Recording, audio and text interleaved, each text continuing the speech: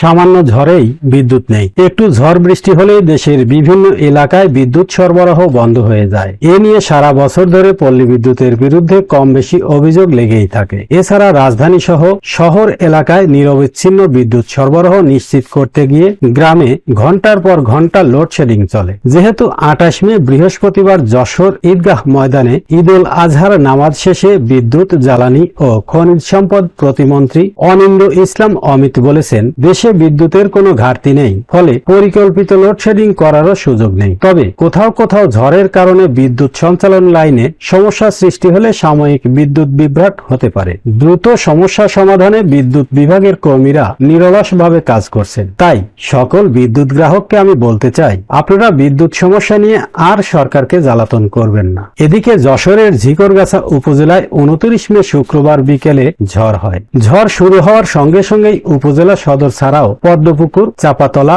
ও কাশীপুর সহ আশপাশের সব এলাকায় বিদ্যুৎ বন্ধ করে দেওয়া হয়। রাত 9টায় এই রিপোর্ট লেখা পর্যন্ত ওই এলাকাগুলোতে বিদ্যুৎ সরবরাহ স্বাভাবিক হয়নি। এ বিষয়ে ভুক্তভোগীদের অনেকেই তাদের ক্ষোভ ও অসন্তোষের কথা জানান। এদিকে বিদ্যুৎ না থাকার কারণে কুরবানির মাংস নিয়ে বিপাকে পড়েছেন ভুক্তভোগী উপজেলাবাসী। দীর্ঘ সময় বিদ্যুৎ না থাকার কারণে ফ্রিজের ভেতরে থাকা মাংস নষ্ট হওয়ার উপক্রম হয়েছে। গ্রাহকদের অভিযোগ, সামান্য বাতাস কিংবা হালকা বৃষ্টিতেই ঘন্টার পর ঘন্টা বিদ্যুৎ থাকে না, ফলে চরম দুর্ভোগে পড়তে হচ্ছে সাধারণ মানুষকে। ভুক্তভোগীরা আরো জানান, ঘন ঘন বিদ্যুৎ বিভ্রাটের কারণে বাসাবাড়িতে দৈনন্দিন কাজ ব্যাহত হচ্ছে। শিক্ষার্থীদের পড়াশোনা ও ব্যবসা প্রতিষ্ঠানের কার্যক্রমে মারাত্মক সমস্যা দেখা দিচ্ছে।